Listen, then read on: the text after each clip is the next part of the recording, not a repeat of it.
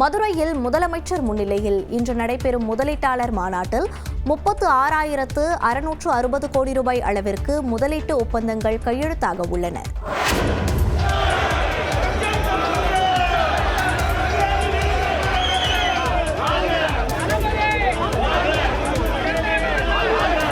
பல்வேறு நிகழ்ச்சிகளில் பங்கேற்பதற்காக மதுரை சென்ற முதலமைச்சர் மு க ஸ்டாலினுக்கு அமைச்சர்கள், திமுக தொண்டர்கள் மற்றும் பொதுமக்கள் உள்ளிட்டோர் உற்சாக வரவேற்பளித்தனர். மதுரையில் தமிழ்நாடு வளர்கிறது என்கின்ற பெயரில் இன்று நடைபெறும் முதலீட்டாளர் மாநாட்டில் 36,660 கோடி ரூபாய் அளவிற்கு முதலீட்டு ஒப்பந்தங்கள் கையெழுத்தாக உள்ளன. முதலமைச்சர் முன்னிலையில் 56,766 புதிய வேலை வாய்ப்புகளுக்கு வழிவகுக்கும் வகையில் 91 புரிந்துணர்வு ஒப்பந்தங்கள் கையெழுத்தாக உள்ளன. மேலும் சிப்காட் தொழிற்பூங்காவிற்கு அடிக்கல் நாட்டும் முதலமைச்சர் மு க ஸ்டாலின் மதுரை மேலமடை சந்திப்பில் சுமார் 150 கோடி ரூபாய் செலவில் கட்டப்பட்ட வீரமங்கை வேலு நாச்சியார் மேம்பாலத்தையும் திறந்து வைக்க உள்ளார். இதனையொட்டி மதுரை மாநகர் விழாக்கோலம் பூண்டுள்ளது.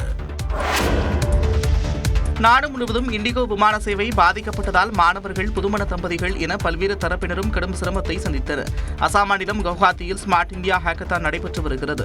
இதில் கலந்து கொள்வதற்கு குஜராத்திலிருந்து 6 மாணவர்கள் தேர்வான நிலையில் இண்டிகோ விமானம் ரத்தானதால் அவர்களால் அங்கு செல்ல முடியவில்லை. இதனால் மனமுடைந்த மாணவ மாணவிகள் விமான நிலையத்திலேயே கண்ணீர் சிந்தினர்.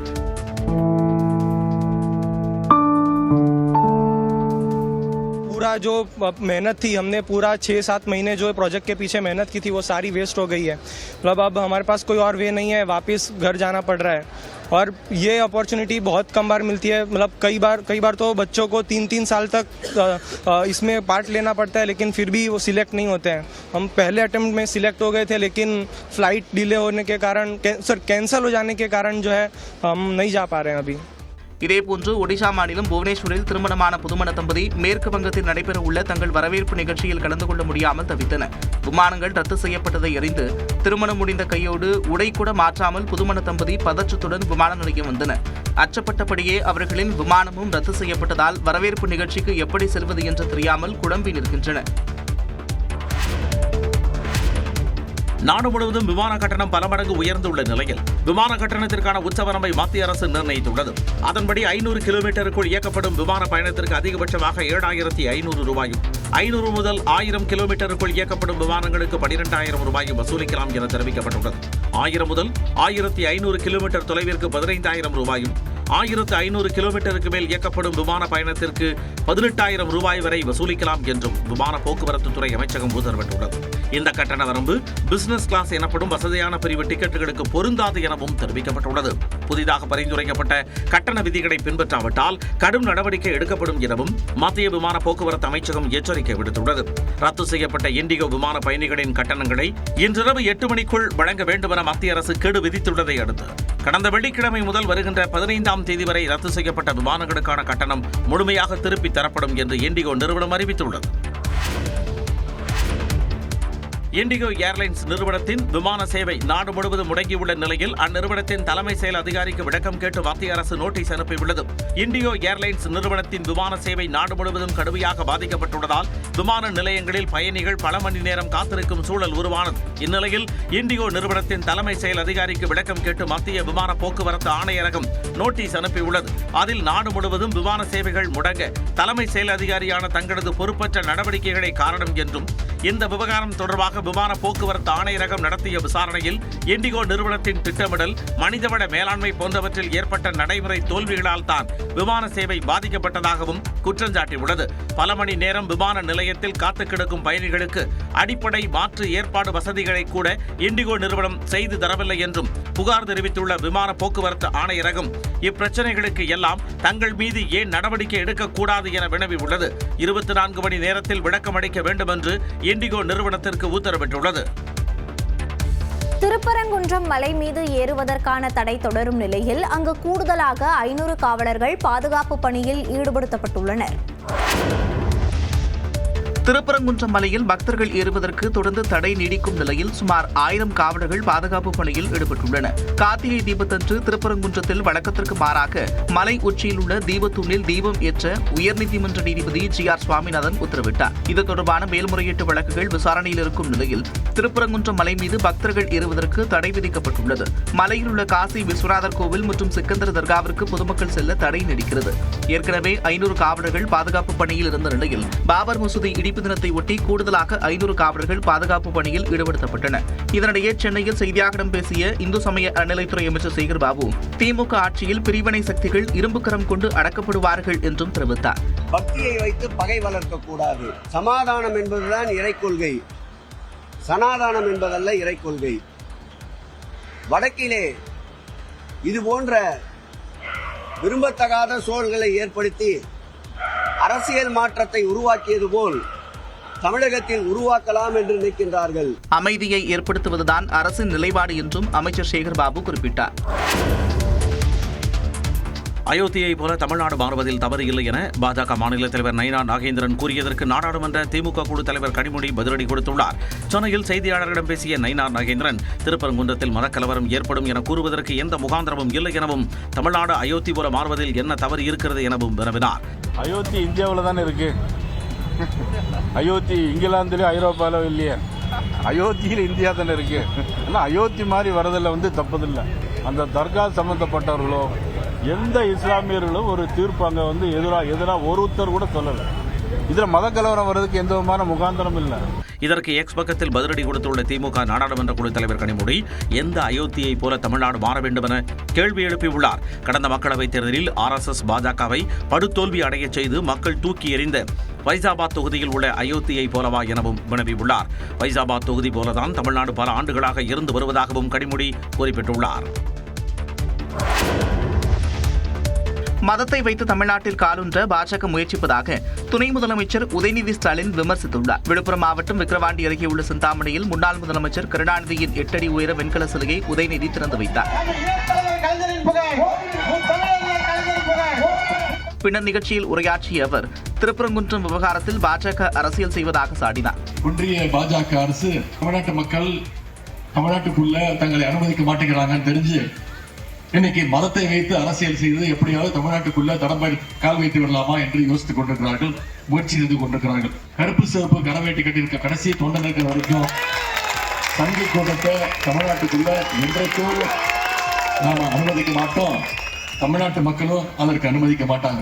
அதிமுகவுக்கு மீண்டும் வாய்ப்பு கொடுத்தால் தமிழ்நாட்டை பாஜகவிடம் விற்று விடுவார்கள் என்றும் அவர் காட்டமாக விமர்சித்தார். இன்றைக்கு பாஜகவுடைய அடிமையாக அதிமுக செயல்பட்டுக் கொண்டிருக்கிறது. பாஜக என்ன திட்டத்தை கொண்டு வந்தாலும் அதை செயல்படுத்துவதிலேயே, அதற்கு ஆமாசாமி போடுவதிலேயே இன்றைக்கு அதிமுகவினர் குறியாக இருக்கின்றார்கள். குறிப்பாக எதிர்க்கட்சி தலைவர் திரு எடப்பாடி பழனிசாமி அவர்கள் இன்று அண்ணா திராவிட முன்னேற்ற கழகத்தை என்பதை மறந்து அது ஒரு அமித்ஷா திராவிட முன்னேற்ற கழகமாகவே மாறி இருக்கிறது என்றால், அந்த அளவுக்கு அமித்ஷாவுடைய அடிமைகளாக இன்னைக்கு அதிமுகவினர் மாறி இருக்கிறாங்க. இன்னும் 3 மாதங்களில் தேர்தல் வரும்போது பாஜகவுக்கும் எடப்பாடி பழனிசாமிக்கும் மக்கள் பதில் கூறுவார்கள் என்றும் உதயநிதி ஸ்டாலின் தெரிவித்தார். சட்டமன்ற தேர்தல் நெருங்குவதால் தான் திருப்பரங்குன்றம் விவகாரத்தை பாஜக கையில் எடுத்திருப்பதாக நாம் தமிழர் கட்சியின் ஒருங்கிணைப்பாளர் சீமான் விமர்சித்துள்ளார்.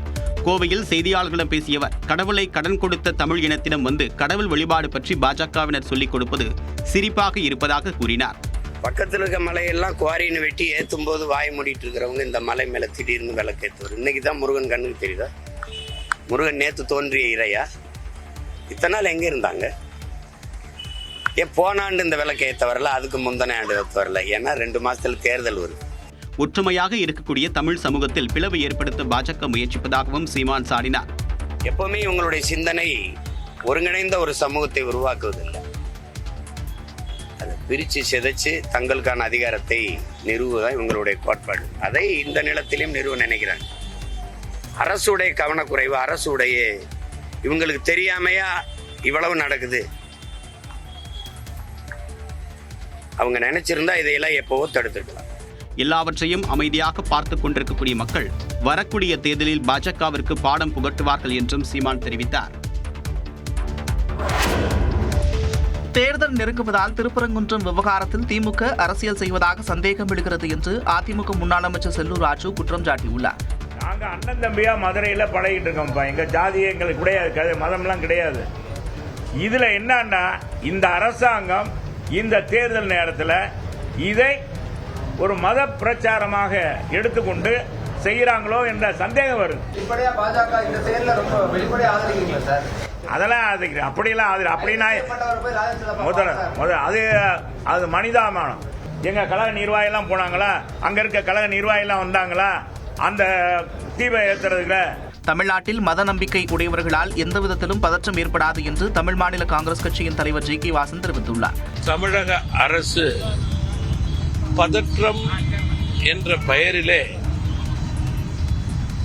அவர்கள் நடுநிலையோடு செயல்படாதது மிகுந்த வருத்தத்தையும் வேதனையும் ஏற்படுத்துகிறது. இதற்கு தேர்தல் காரணமாகத்தான் இருக்கக்கூடும் என்று சாதாரண மக்களே சந்தேகப்படுகிறார்கள். தமிழ்நாடு அரசு உள்நோக்கத்துடன் செயல்பட்டது என்பதில் தனக்கு மாற்று கருத்து இல்லை என்றும் ஜி.கே. வாசன் குறிப்பிட்டார். கோவை மாவட்டம் வால்பாறை அருகே வீட்டின் முன்பு விளையாடிக் கொண்டிருந்த சிறுவனை சிறுத்தை தாக்கிக் கொண்ட சம்பவம் அதிர்ச்சியை ஏற்படுத்தியுள்ளது.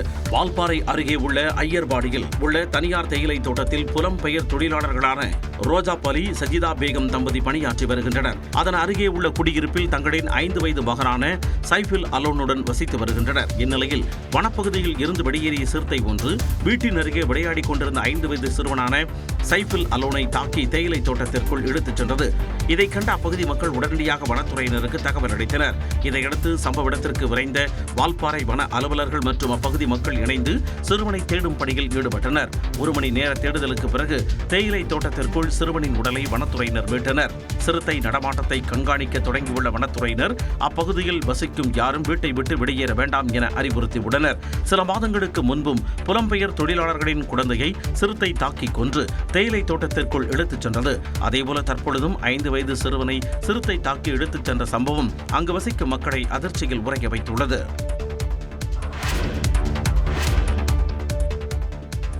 வார விடுமுறையில் சொந்த ஊர் சென்று சென்னை திரும்புவதற்கு வசதியாக சிறப்பு ரயில்கள் இயக்கப்படும் என தெற்கு ரயில்வே அறிவித்துள்ளது. அதன்படி நாகர்கோவிலில் இன்று இரவு 11:15 மணிக்கு புறப்படும் நாகர்கோவில் தாம்பரம் ஆதி விரைவு ரயில் நாளை காலை 11:15 மணிக்கு தாம்பரம் வந்தடையும் என கூறப்பட்டுள்ளது. இந்த ரயில் திருநெல்வேலி, கோவில்பட்டி, விருதுநகர், மதுரை, திருச்சி, விருத்தாச்சலம், விழுப்புரம், செங்கல்பட்டு உள்ளிட்ட ரயில் நிலையங்களில் நின்று செல்லும் என்று தெரிவிக்கப்பட்டுள்ளது. மறுமார்க்கமாக நாளை பிற்பகல் 3:30 மணிக்கு தாம்பரத்தில் புறப்படும் இந்த ரயில் நாளை மறுநாள் காலை 4:15 மணிக்கு நாகர்கோவில் சென்றடையும் என அறிவிக்கப்பட்டுள்ளது. இதேபோன்று கோவையில் இருந்து இன்று இரவு 11:30 மணிக்கு புறப்படும் சிறப்பு ரயில் நாளை காலை 9:20 மணிக்கு சென்னை சென்ட்ரல் ரயில் நிலையத்தை வந்தடையும். மறுமார்க்கத்தில் நாளை பிற்பகல் 12:20 மணிக்கு சென்னை சென்ட்ரலில் புறப்படும் இந்த ரயில் அன்றிரவு 10:30 மணிக்கு கோவை சென்றடையும் என அறிவிக்கப்பட்டுள்ளது. இதேபோன்று திருவனந்தபுரத்தில் இருந்து திருப்பூர், ஈரோடு, சேலம் வழியாக எழும்பூருக்கும் நாளை சிறப்பு ரயில் இயக்கப்படுகிறது.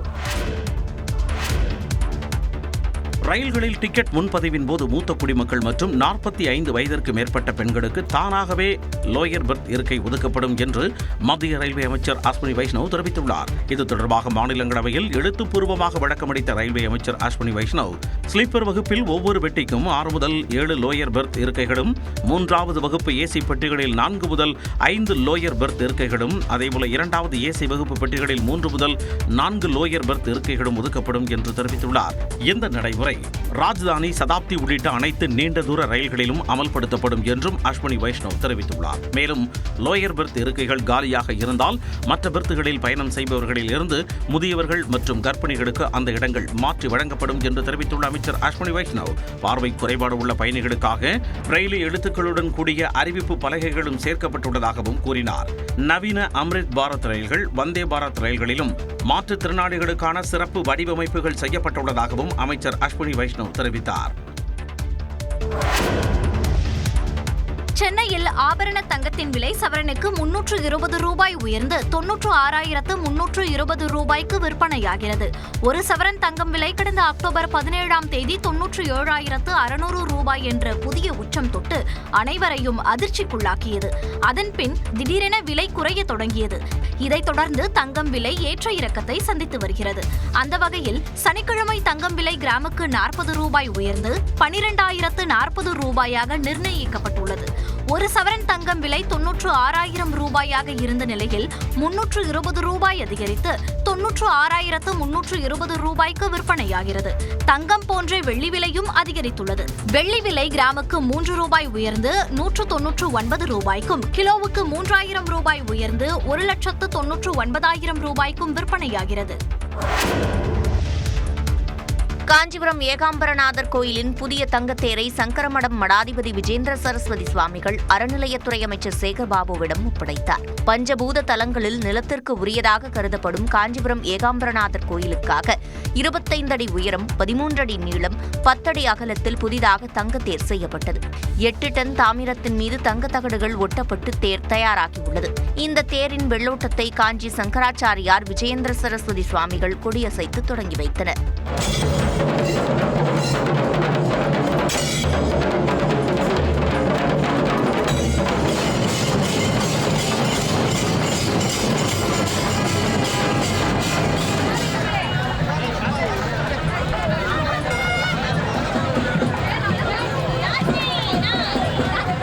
இந்த தேர் சங்கரமடத்தின் மடாதிபதி விஜயேந்திர சரஸ்வதி சுவாமிகள் முன்னிலையில் இந்து சமய அறநிலையத்துறை அமைச்சர் சேகர்பாபுவிடம் ஒப்படைக்கப்பட்டது.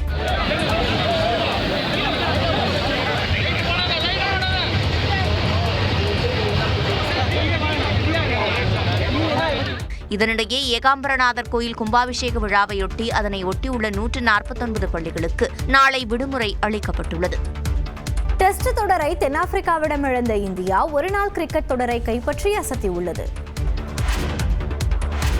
தென்னாப்பிரிக்காவிற்கு எதிரான 3வது ஒருநாள் போட்டியில் வெற்றி பெற்ற இந்திய அணி ஒருநாள் தொடரை கைப்பற்றி அசத்தியுள்ளது. 2 டெஸ்ட், 3 ஒருநாள் மற்றும் 5 T20 போட்டிகள் கொண்ட தொடரில் விளையாட தென்னாப்பிரிக்க அணி இந்தியா வந்துள்ளது. டெஸ்ட் தொடரில் 2-0 என இந்தியாவை சொந்த மண்ணில் தென்னாப்பிரிக்கா வீழ்த்தியது. ஒருநாள் தொடரில் இரு அணிகளும் தலா ஒரு போட்டியில் வெற்றி பெற்றிருந்ததால் வெற்றியாளரை நிர்ணயிக்கும் 3வது போட்டி நேற்று விசாகப்பட்டினத்தில் நடைபெற்றது. முதலில் பேட்டிங் செய்த தென்னாப்பிரிக்க அணி டிகாக்கின் அதிரடி சதத்தால் 270 ரன்களை சேர்த்தது. இந்தியா தரப்பில் பிரசித் கிருஷ்ணா மற்றும் குல்தீப் யாதவ் தலா 4 விக்கெட்டுகளை வீழ்த்தினர். இதையடுத்து களமிறங்கிய இந்திய அணியில் தொடக்க வீரர்களான ஜெய்ஷ்வால் மற்றும் ரோஹித் சர்மா நங்கூரம் போல நிலைத்து நின்று விளையாடினர். இதனால் 61 பந்துகள் எஞ்சியிருந்த நிலையில் 271 ரன்களை எட்டிய இந்தியா 9 விக்கெட்டுகள் வித்தியாசத்தில் அபார வெற்றி பெற்றது.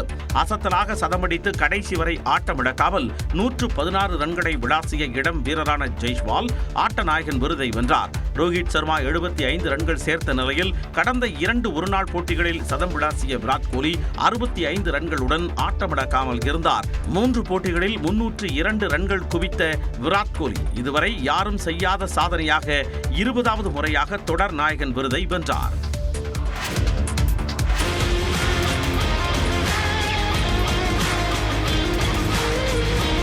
உலகக்கோப்பை கேரம் போட்டியில் கீர்த்தனா 3 தங்கப் பதக்கங்களையும் காசிமா 1 தங்கம் உட்பட 3 பதக்கங்களையும் அள்ளியுள்ளனர். கேரம் உலகக்கோப்பை போட்டிகள் மாலத்தீவில் நடைபெற்றன.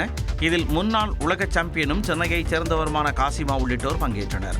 அணிப்பிரிவில் தங்கம் வென்ற காசிமா இரட்டையர் ஆட்டத்தில் வெள்ளியும் ஒற்றையரில் வெண்கலமும் வென்று அசத்தியுள்ளார். இதேபோல மற்றொரு தமிழ்நாட்டு வீராங்கனையான கீர்த்தனா 3 தங்கப் பதக்கங்களை கைப்பற்றி சாதித்துள்ளார். ஆடவருக்கான ஸ்விஸ் லீக் பிரிவில் தமிழ்நாடு வீரர் அப்துல் அஷீஸ் தங்கம் வென்று அசத்தியுள்ளார்.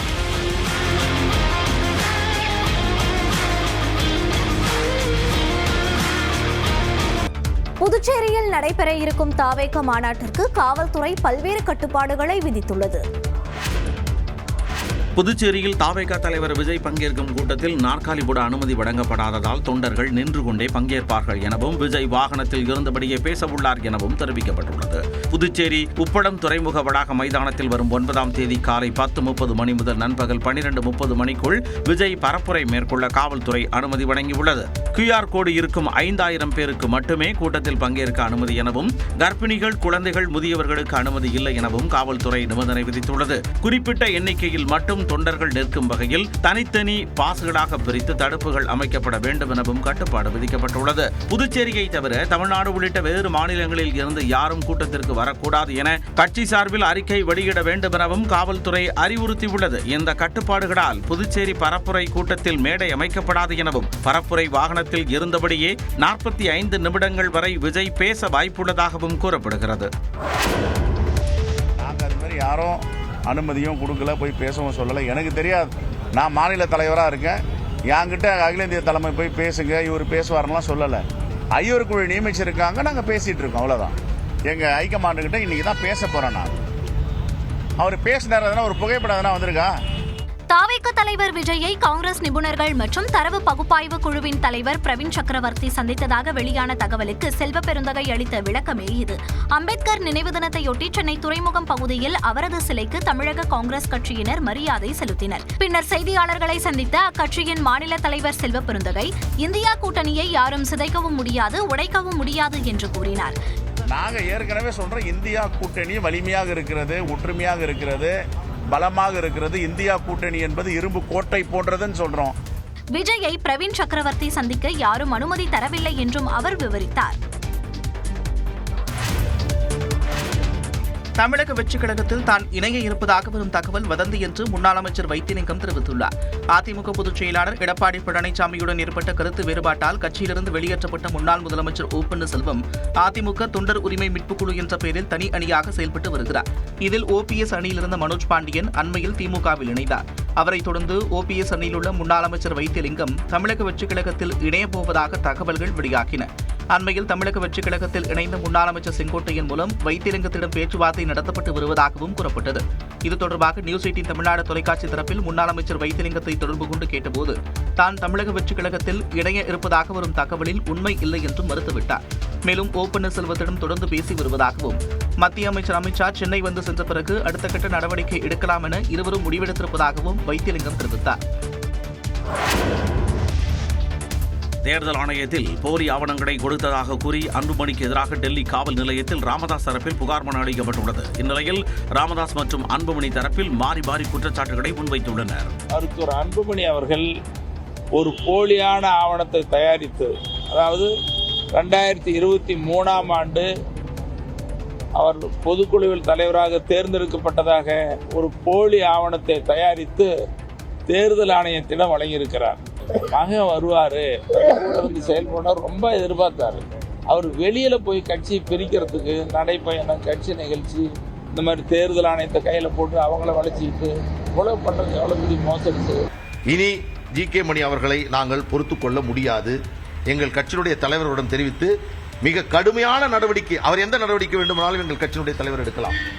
ஒழுங்கு நடவடிக்கை குழு உடனடியாக கூட்டி இந்த அவதூறு செய்தியை பரப்பி வரக்கூடிய ஜி.கே. மணி அவர்கள் மீது உரிய நடவடிக்கை எடுக்க வேண்டும் என்று நாங்கள் வலியுறுத்த இருக்கிறோம். நான் இன்றைக்கு சொல்லுகிறேன், அடித்து சொல்கிறேன், எங்களிடமிருந்து பாட்டாளி மக்கள் கட்சியை பறிக்க முடியாது. மருத்துவர் அன்புமணி ராமதாஸ் அவர்கள் தான் கட்சியுடைய தலைவராக இருப்பார். வரக்கூடிய 2026 தேர்தலில் மாம்பழம் சின்னத்தில் பாட்டாளி மக்கள் கட்சி போட்டியிடும்.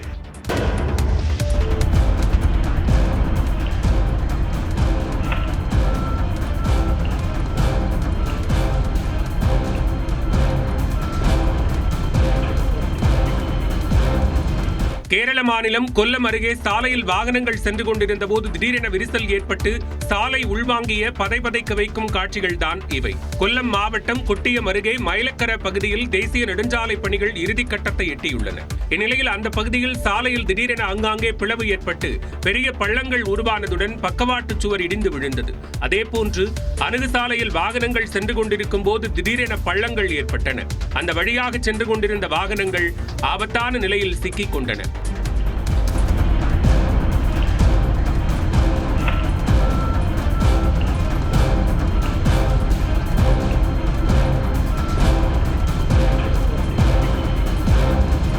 வாகனங்களில் சிக்கித் தவித்த பயணிகள் பாதுகாப்பாக மீட்கப்பட்டனர். தொடர்ந்து அவ்வழியாக போக்குவரத்து நிறுத்தப்பட்டு கடற்கரை சாலை வழியாக வாகனங்கள் திருப்பிவிடப்பட்டன.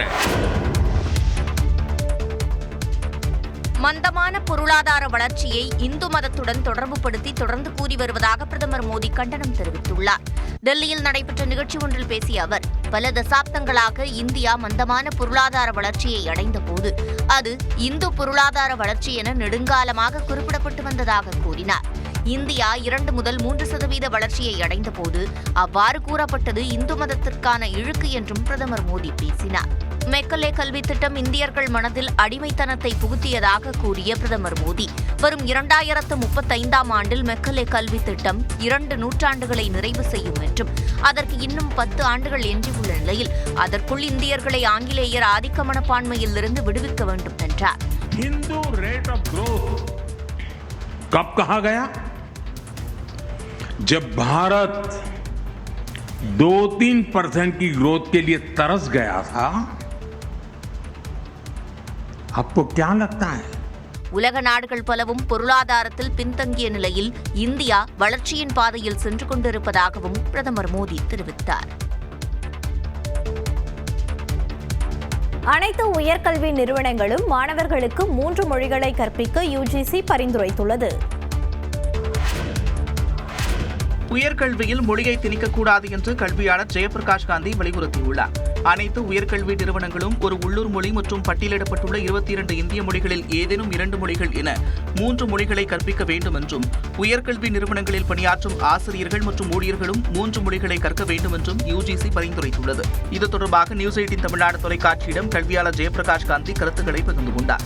எந்த ஒரு மொழியும் என்ஃபோர்ஸ் பண்ணக்கூடாது, ஃபோர்ஸ் பண்ணக்கூடாது. அதுவும் ஹையர் லெவல் எஜுகேஷன்ல இன்னைக்கு இருக்கிற செயற்கை நுண்ணறிவில் ஒரு லாங்குவேஜை எப்படி வேணா கற்றுக்கலாம். அதாவது கற்றுக்கணும்னு அவசியம் கூட கிடையாது. அதாவது நம்ம ஈவன் டெலிஃபோனில் நம்ம ஒரு மொழியில் பேசும்போது ஆட்டோமேட்டிக்காக அடுத்த மொழியில் டிரான்ஸ்லேட் பண்ணுற அளவுக்கு இன்னைக்கு ஏஐ டூல்ஸ்லாம் வந்துருச்சு.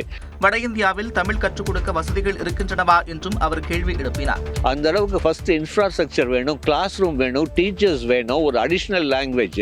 இப்போ நாங்கள் என்ன சொல்கிறோம் அப்படின்னா, இதே ஒரு நார்த் இந்தியாவில் ஒரு மாணவன் அவங்க ஹிந்தியை தாண்டி ஒரு தமிழ் மொழியோ, தெலுங்கு மொழியோ, மலையாளமோ, ஒடிசாவோ இதெல்லாம் கற்றுக்கிறதுக்கு வாய்ப்பு இருக்குமா? கண்டிப்பாக இருக்கிறதுக்கு வாய்ப்புகள் கம்மி தான். யுஜிசியின் பரிந்துரை நடைமுறை சிக்கல்களை ஏற்படுத்தும் எனவும் ஜெயபிரகாஷ் காந்தி குறிப்பிட்டார். கல்லூரிகளில் ஹிந்தியை திணிக்கும் முயற்சியை பல்கலைக்கழக மானியக்குழு கைவிட வேண்டும் என்று நாடாளுமன்ற திமுக குழுவின் தலைவர் கனிமொழி வலியுறுத்தியுள்ளார். உயர்கல்வி நிறுவனங்களில் மேலும் ஒரு இந்திய மொழி கற்போம் திட்டத்தை செயல்படுத்த வேண்டும் என்று யுஜிசி அறிவுறுத்தியுள்ளது. இதற்கு நாடாளுமன்ற திமுக குழுவின் தலைவர் கனிமொழி கண்டனம் தெரிவித்துள்ளார். இது தொடர்பாக தமது எக்ஸ் பக்கத்தில் நியூஸ் 18 தமிழ்நாடு செய்தியை பகிர்ந்துள்ள அவர், தங்களுக்கு பிடித்த மொழியை தேர்ந்தெடுத்து கற்பது உயர்கல்வி பயிலும் மாணவர்களின் விருப்பம் என்றும், இந்திய மொழியோ அல்லது உலகின் மற்ற மொழியோ அதை தேர்ந்தெடுத்து படிப்பதற்கான சுதந்திரத்தை அளித்தால்தான் அவர்களின் கல்விக்கு அது துணையாக அமையும் எனவும் கூறியுள்ளார். 3வது மொழி என்னும் பெயரில் பள்ளிகளில் ஹிந்தியை திணிப்பதைப் போல கல்லூரிகளிலும் திணிக்கும் முயற்சியை கைவிட வேண்டும் எனவும் அவர் வலியுறுத்தியுள்ளார். கல்லூரி மாணவ மாணவிகளுக்கு விலையில்லா மடிக்கணினி வழங்கக்கூடிய திட்டத்தை வரக்கூடிய 19ஆம் தேதி முதலமைச்சர் மு.க. ஸ்டாலின் தொடங்கி வைக்க உள்ளார். 2025-2026 நிதியாண்டுக்கான பட்ஜெட்டில் தமிழ்நாட்டில் கலை மற்றும் அறிவியல், பொறியியல், மருத்துவம், வேளாண்மை கல்லூரிகளில் உள்ள அனைத்து மாணவர்களுக்கும் உயர் தொழில்நுட்ப சாதனங்கள் வழங்கப்படும் என்று அறிவிக்கப்பட்டிருந்தது. குறிப்பாக அடுத்த 2 ஆண்டுகளில் 20 லட்சம் கல்லூரி மாணவர்களுக்கு அவரவர் விருப்பத்தின் அடிப்படையில் லேப்டாப் அல்லது டேப்லெட் வழங்கப்படும் என்று கூறப்பட்டது.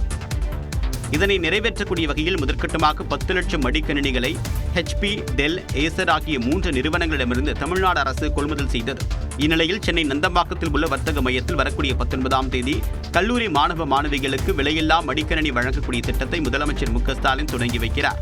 வரக்கூடிய பிப்ரவரி மாதத்திற்குள் 10 லட்சம் பேருக்கு மடிக்கணினி வழங்க அரசு திட்டமிட்டுள்ளது.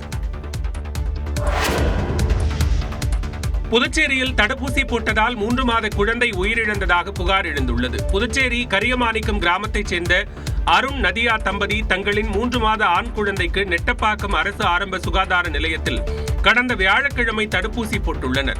இந்நிலையில் வெள்ளிக்கிழமையன்று குழந்தையின் உடல் நலம் பாதிக்கப்பட்டு மூச்சுவிட சிரமப்படுவதாக சுகாதார நிலையத்திற்கு பெற்றோர் தூக்கிச் சென்றுள்ளனர். அப்போது குழந்தையை பரிசோதித்த செவிலியர்கள் பிரச்சனை எதுவும் இல்லை என்று கூறி திருப்பி அனுப்பியுள்ளனர். ஆனால் வீட்டிற்கு சென்ற சிறிது நேரத்தில் குழந்தையின் உடல்நிலை மோசமடைந்து செயலற்ற நிலைக்கு சென்றதால் பதறிய பெற்றோர் மீண்டும் அதே ஆரம்ப சுகாதார நிலையத்திற்கு சென்றபோது குழந்தை இறந்துவிட்டதாக கூறியுள்ளனர். செவிலியர்களின் அலட்சியமே இறப்புக்கு காரணம் என குழந்தையின் குடும்பத்தினர் போராட்டம் நடத்தினர். என் பையன் உயிராக இருக்கும்போதே நாங்கள் தூக்கின்னு போனோம். அப்போ ஒழுங்கான ட்ரீட்மெண்ட் பண்ணாமல் அலட்சியமாக என்ன பண்ணிட்டாங்க, ஒன்றும் இல்லைம்மா குழந்தைக்கு நீங்கள் வீட்டுக்கு தூக்கின்னு போமான்னு ஒரு அலட்சியமான ஒரு பதில் சொல்கிறாங்க. குழந்தைய காட்டுமா என்ன ஆச்சு ஏதாச்சுன்னு பிபி செக் பண்ண மாட்டாங்க, குழந்தைக்கு என்ன ஆச்சுன்னு பார்க்க மாட்டாங்க. கிராம பகுதிகளில் உள்ள அரசு ஆரம்ப சுகாதார நிலையங்களில் காலை 8 மணி முதல் பிற்பகல் 2 மணி வரை மட்டுமே மருத்துவர்கள் நியமிக்கப்பட்டுள்ளதால் இதுபோன்று தொடர்ந்து உயிரிழப்புகள் நேரிடுவதாகவும் 24 மணி நேரமும் மருத்துவர்கள் இருக்கும் வகையில் அரசு நடவடிக்கை எடுக்க வேண்டும் என்றும் உயிரிழந்த குழந்தையின் உறவினர்கள் கோரிக்கை விடுத்துள்ளனர். அமெரிக்காவில் ஹெப்படைட்டிஸ் பி தடுப்பூசியை பிறந்த குழந்தைகளுக்கு செலுத்துவது கட்டாயம் இல்லை என அந்நாட்டு தடுப்பூசி ஆலோசனை குழு தெரிவித்துள்ளது. கல்லீரலை தாக்கும் ஹெப்படைட்டிஸ் கிருமிகளை தடுக்க உலக சுகாதார மையத்தால் ஹெப்படைட்டிஸ் பி தடுப்பூசி அறிமுகப்படுத்தப்பட்டது.